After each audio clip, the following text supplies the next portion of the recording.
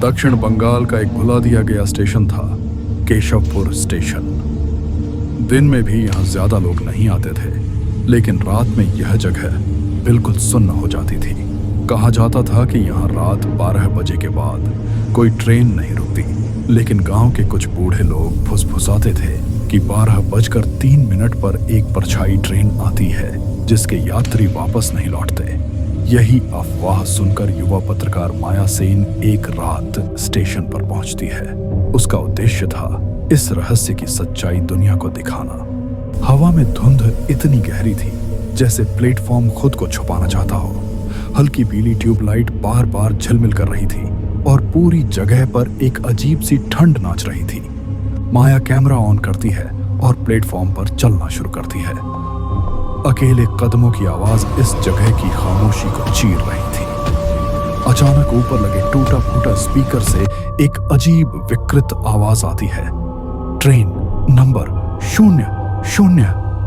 Speaker वर्षों से बंद बताया जाता था, लेकिन उसकी आवाज जिंदा लग रही थी। माया की नजर प्लेटफॉर्म के दूसरे छोर पर खड़े एक झुर्रीदार बूढ़े स्टेशन मास्टर पर जाती है। उसकी आंखों में एक अजीब खालीपन था। वह धीमे कदमों से माया के पास आता है और कांपती आवाज में कहता है, बेटी 12:03 के बाद यहां नहीं रुकना। जो इस ट्रेन में चढ़ता है वो लौटकर नहीं आता। माया पूछती है, कौन सी ट्रेन?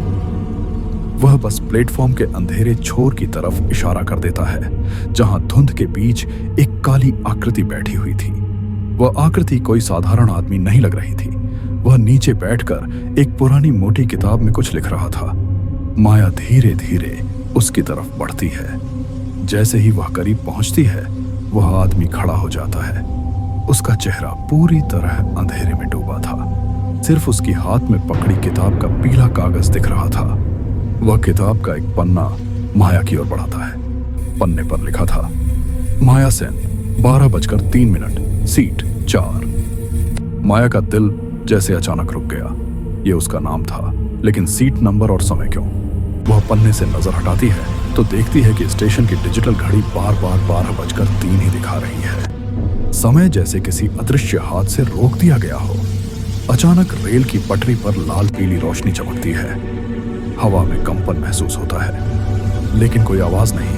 और फिर धुंध को चीरते हुए एक भूतिया ट्रेन प्लेटफॉर्म पर आकर रुकती है। इसमें इंजन नहीं था और इसके डिब्बे पारदर्शी धुएं जैसे लग रहे थे। खिड़कियों में बैठे यात्री, उनके चेहरे स्थिर थे, आंखें खोखली, लेकिन होठों पर एक फीकी मुस्कान थी, जैसे वे उसकी प्रतीक्षा कर रहे हों। माया घबराकर पीछे मुड़ती है। स्टेशन मास्टर की आंखें नम थीं। तू तो पहले ही जा चुकी है बेटी, 3 साल पहले। आज बस तेरी सीट लेने आए हैं। यह सुनकर माया की सांस रुक जाती है। उसे अचानक यादें टूटे शीशे की तरह वापस आने लगती हैं। एक ट्रेन की तेज रोशनी, पटरी पर गिरना, दर्द और अंधेरा। उसे एहसास होता है कि वह उसी रात मारी गई थी और आज तक खुद को जीवित समझ रही थी। भूतिया ट्रेन का दरवाजा धीरे धीरे खुलता है। डिब्बे के भीतर बैठे यात्री एक साथ उसकी तरफ देखते हैं। दरवाजे से आती रोशनी उसके चेहरे पर पड़ती है, जैसे उसे किसी पुराने सफर की याद दिला रही हो। माया एक गहरी सांस लेती है और बिना एक शब्द बोले ट्रेन में चढ़ जाती है। डिब्बे में बैठते ही उसकी आंखें शांत होने लगती हैं, जैसे वह अपने असली घर पहुंच गई हो। ट्रेन बिना आवाज के चलने लगती है। स्टेशन मास्टर चुपचाप देखता रहता है। धीरे धीरे धुंध में ट्रेन गायब हो जाती है और प्लेटफॉर्म फिर से वैसा ही वीरान हो उठता है। कुछ ही देर बाद हवा के एक झोंके से प्लेटफॉर्म पर पड़ा एक पुराना प्रेस कार्ड पलटता है। उस पर माया की धुंधली फोटो थी। नीचे की तरफ हल्के पीले अक्षरों में लिखा था, रिटर्न पैसेंजर, और उसके बाद केशवपुर स्टेशन फिर अपनी खामोशी में डूब जाता है, जैसे कुछ हुआ ही ना हो।